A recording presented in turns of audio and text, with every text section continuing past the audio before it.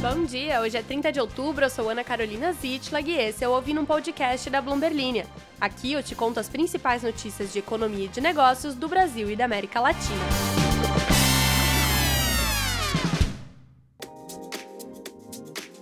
Bom dia! Chegou ela, a tão esperada semana do GP da Fórmula 1 aqui no Brasil. Já vou começando direto para as notícias, porque a gente vai ter uma semana especial aí, já que muitos ouvintes pedem para que a gente fale sobre o lado econômico da Fórmula 1. Chegou o momento de brilhar de vocês e a gente terá aí episódios especiais sobre este querido esporte. Também vamos falar hoje sobre o envelhecimento da população brasileira e vamos falar sobre como a Vale está tentando alternativas para não depender tanto da China. Você que já é um ouvinte assíduo do podcast deve estar espantado com a objetividade desta apresentadora no dia de hoje, e para quem chegou agora deve não sei o que está pensando. Mas é que tal qual os motoristas que fala? Condutores? Pilotos. Tal qual os pilotos de Fórmula 1, eu estou rápida nas curvas. E notícias. Não esqueça de seguir a Bloomberg Linha em todas as redes sociais, por lá também estaremos falando bastante sobre a Fórmula 1 durante a semana, na mesma proporção que a gente fala de Taylor Swift, e temos que aumentar a frequência de Beyoncé. Beyoncé anda sumida aqui neste podcast. Prometo que nas próximas semanas ela vai aparecer um pouco mais. Vamos então às notícias. Iniciando a nossa semana especial de cobertura da Fórmula 1, hoje a gente vai fazer aí um panorama geral sobre tudo que você precisa saber das economias por trás deste esporte. A começar que a Fórmula 1 arrecadou um total de 2,5 bilhões de dólares em 2022, impulsionada principalmente pelo público recorde e pela expansão da audiência global, de acordo com o relatório de lucros da proprietária da Fórmula 1, a Liberty Media. Em junho de 2022, a Fórmula 1 renovou seu contrato com a ESPN até 2025, em um acordo estimado em pagar entre 75 e 90 milhões de dólares por ano pelos direitos de mídia dos Estados Unidos. E isso que, se você é um fã de Fórmula 1 há bastante tempo, sabe que o esporte não era tão popular por lá. Agora que superou esse estigma meio anti-americano, já é uma das principais atrações de cidades como Las Vegas e Austin, que tem circuitos de Fórmula 1. Também temos aí, ajudando essa atratividade da Fórmula 1 no mundo, o nosso tema favorito, celebridades. Ryan Reynolds, o ator que namora Blake Lively, uma das melhores amigas de Taylor Swift, e tudo que nesse podcast acaba nela, e Michael B. Jordan, demonstraram interesse e envolvimento na Fórmula 1, sinalizando potencial crescimento e atraindo ainda mais atenção para o esporte. Esses investimentos de celebridades não só proporcionaram apoio financeiro, mas também ampliaram o apelo e alcance global. Mas agora o que nos interessa mais profundamente, que é dinheirinho. Como que as equipes da Fórmula 1 ganham dinheiro? Essa vai ser a primeira temática aqui deste grande guarda-chuva dinheiro da Fórmula 1. Essencialmente, as equipes são financiadas com base na sua pontuação por temporada. No entanto, uma vez que as equipes com orçamentos maiores tendem a ter melhor desempenho e a excluir as equipes com orçamentos menores, a Fórmula 1 implementou limites orçamentais em 2021 para nivelar essa brincadeira. O limite de gastos era de 145 milhões de dólares quando a regra foi anunciada pela primeira vez em 2021, e agora, para 2023, é de 135 milhões de dólares. Historicamente, as equipes com os maiores orçamentos são a Ferrari, a Mercedes e a Red Bull. Uma das principais fontes de receita das equipes vem dos patrocínios, que tiveram um crescimento exponencial nos últimos anos. De 2010 a 2018, os patrocinadores da Fórmula 1 investiram colossais 17,8 bilhões de dólares, com a Ferrari garantindo 11,8% dessa receita. Os acordos chegam a mais de 80 milhões de dólares anuais por contrato, dependendo da força da marca da equipe e do desempenho na pista. Em 2019, a empresa controladora da Mercedes, a senhora Daimler, investiu 80 milhões de dólares na sua equipe. E um dos motivos é que fabricantes de automóveis veem a Fórmula 1 como uma ferramenta de marketing, esperando que as equipes vencedoras tornem os seus carros mais atraentes para as pessoas. Inclusive, um dos grandes pontos da Fórmula 1 foi sempre trazer tecnologias que foram criadas primeiramente para carros de corrida e que depois acabaram nos carros populares, como, por exemplo, botões no volante. Isso nasceu na Fórmula 1 e agora você pode mudar a musiquinha do seu carro, aumentar o volume ou desligar a ligação de alguma pessoa chata por conta da Fórmula 1, que trouxe isso pela primeira vez. Nos próximos dias, a gente vai falar sobre remuneração dos pilotos e, obviamente, sobre fofoquinhas deste maravilhoso mundo que envolve várias pessoas famosas.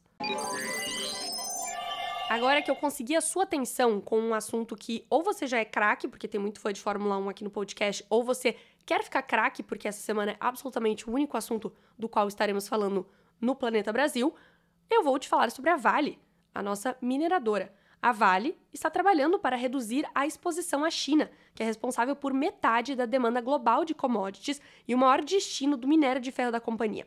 A estratégia inclui aumentar a capacidade de produção dos insumos de maior qualidade, o que traz mais prêmios, aqui não, no caso, como se fosse de Fórmula 1, mais prêmios, uma margem acima do que a empresa gasta e do que a empresa cobra por um produto, e estar mais próximos a outros mercados consumidores, em meio a temores da desaceleração da economia chinesa. Segundo o vice-presidente executivo de Finanças e Relações com Investidores da Vale, Gustavo Pimenta, o aumento da capacidade de produção de minério de ferro com mais qualidade deve beneficiar o break-even da companhia nos próximos anos. Mais uma palavra para sua dicionária de mercado financeiro, porque eu falei adicionária. Break-even é o ponto de equilíbrio entre lucro e prejuízo de uma companhia, é o ponto em que ela não está nem dando lucro e nem dando prejuízo. Segundo Gustavo Pimenta, em teleconferência com investidores na sexta-feira, que foi o dia em que a Vale divulgou o seu balanço, a habilidade de vender para mercados mais próximos das operações também deve ajudar. Numa espécie aqui de nearshoring do contrário. Nearshoring é o termo que a gente usa para falar quando uma empresa traz a produção dela para perto do mercado consumidor. Por exemplo, quando uma montadora abre uma fábrica aqui no Brasil, ela está fazendo nearshoring, em vez de ela importar os carros vindos de outros países, ela inicia a produção em algum estado brasileiro. No caso aqui, a Vale já tem produção aqui no Brasil, então, em vez deles exportarem para a China, eles querem começar a exportar para mercados mais próximos daqui. Outros executivos da companhia, nessa teleconferência, disseram que a empresa deve continuar apostando nos navios de grande capacidade, como o Valimax, para disputar mais o mercado internacional com competitividade. O vice-presidente executivo de Soluções de Minério de Ferro, Marcelo Spinelli, afirmou que a estratégia com base na descarbonização, com foco principalmente no Brasil, Europa, Estados Unidos e Oriente Médio, deve trazer melhores condições à companhia no mercado transoceânico. O Spinelli disse que a consequência disso é ter uma redução da sua exposição à China, com benefícios advindos dessas ações, principalmente os prêmios que a gente comentou lá no início, que não são de Fórmula 1. Ele acrescentou ainda que a visão de longo prazo permanece intacta, principalmente em relação aos prêmios. A busca pela eficiência energética é inevitável, segundo ele, e para isso é preciso minério com alto teor de ferro para apoiar a rota de descarbonização. É que extrair minério de alto teor de ferro faz com que a mineradora precise extrair menos quantidade para ter a mesma quantidade de ferro, ou seja, menos pedrinhas mais preciosas, mais carregadas de ferro. Já o CEO da Vale, Eduardo Bartolomeu, diz que a companhia conseguiu reduzir o gap, ou intervalo, entre produção e vendas no terceiro trimestre e que, no negócio de metais básicos voltados para soluções de transição energética, o ramp-up está conforme o esperado. Um último conceito aqui para você, subida de produção, ramp-up. Então, a subida de produção dos metais que já estão ligados aí a essa mudança energética está conforme o esperado. Faz aproximadamente 2 meses e meio que eu comecei com uma leve dor no meu ciático. E eu acho que tem tudo a ver com essa notícia. Envelhecimento do Brasil acende alerta para risco de economia perder força. A população brasileira está envelhecendo numa velocidade sem precedentes, o que pode minar o ímpeto da nossa economia após uma década de crescimento fraco. A parcela de brasileiros com 65 anos ou mais subiu para 10,9% em 2022, em comparação com 7,4% em 2010, de acordo com o IBGE. A proporção de idosos agora é a maior desde 1940, os dados comparáveis mais antigos. A rapidez com que o Brasil está envelhecendo suscita preocupações sobre como o país vai lidar com os custos adicionais de cuidar dos seus idosos.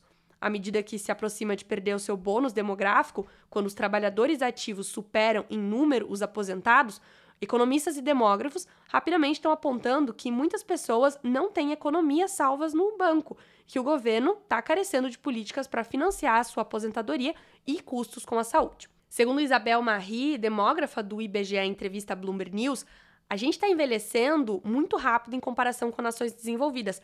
Ela disse que levou 200 anos para a França e para a Inglaterra fazerem o que o Brasil fez em 40 ou 60 anos. Ao mesmo tempo, a taxa de crescimento da população brasileira, que está com cerca de 203 milhões de pessoas agora, é gente pra caramba, diminuiu. Em 2022, caiu para 6,5%, o ritmo mais lento registrado, em comparação com 12,3% em 2010. O Brasil dedica atualmente cerca de 13% do PIB à Seguridade Social, em comparação com 10% gastos pelo Japão, que é a nação mais velha do mundo, segundo a FGV. Acabou! Vum, vum, vum. Eu tinha prometido pra mim mesmo que eu não ia fazer onomatopeias com sons de carros da Fórmula 1, mas foi mais forte do que eu senti uma certa necessidade de fazê-lo. Se você é novo por aqui, isso acontece de vez em quando na seção de comentários do Spotify, da qual você pode sempre participar, é só olhar no finalzinho aí quando você tá no seu player, rola até o final que você vai achar essa caixinha de comentários. Inclusive, faça sua pergunta sobre o que você gostaria de saber em relação à Fórmula 1 nesta semana.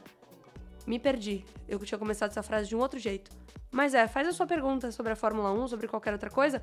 Por exemplo, o Gabriel, ele é um grande espertinho, e ele montou uma armadilha aqui pra mim nos comentários, porque ele está lembrando que mês que vem será o aniversário do Mickey, e que aí vai ser uma ótima oportunidade para falar que o Mickey vai cair em domínio público no ano que vem, se bem que os Estados Unidos mudaram a lei para adiar esse prazo 2 vezes. O Gabriel diz isso por quê?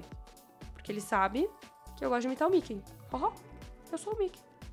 O Robert Danilo, que tem um excelente nome, me desejou uma ótima sexta-feira, na sexta-feira passada, com o 1989, o novo álbum, não tão novo assim, na verdade, um relançamento do álbum da Taylor Swift.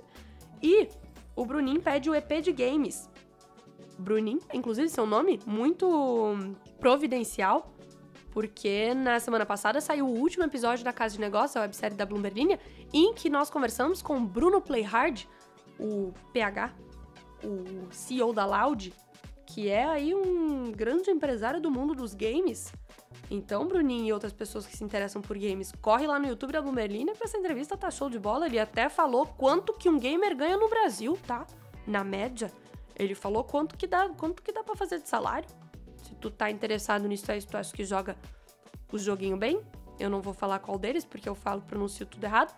Se você acha que é bom, você vai lá dar uma olhada pra ver quanto que você pode ganhar nessa brincadeira. E é isso. Acabou. Então, uma boa semana aí pra todo mundo. Falem os seus favoritos pra ganhar a Fórmula 1. Não faço a menor ideia do que tá acontecendo. Não faço a menor ideia. Nem sei. Lewis Hamilton corre? Ainda corre, né? Tenho certeza que ele corre. Tô louca pra acabar essa semana, que eu vou estar super versada em Fórmula 1. E aí eu vou ter vários assuntos com várias pessoas, incluindo minha atualização sobre fofocas. Porque eu sei que os pilotos da Fórmula 1, eles são grandes players de fofoca mundial. Então, eu tô bem ansiosa por essa semana. Espero que vocês estejam também. Grande abraço, até amanhã.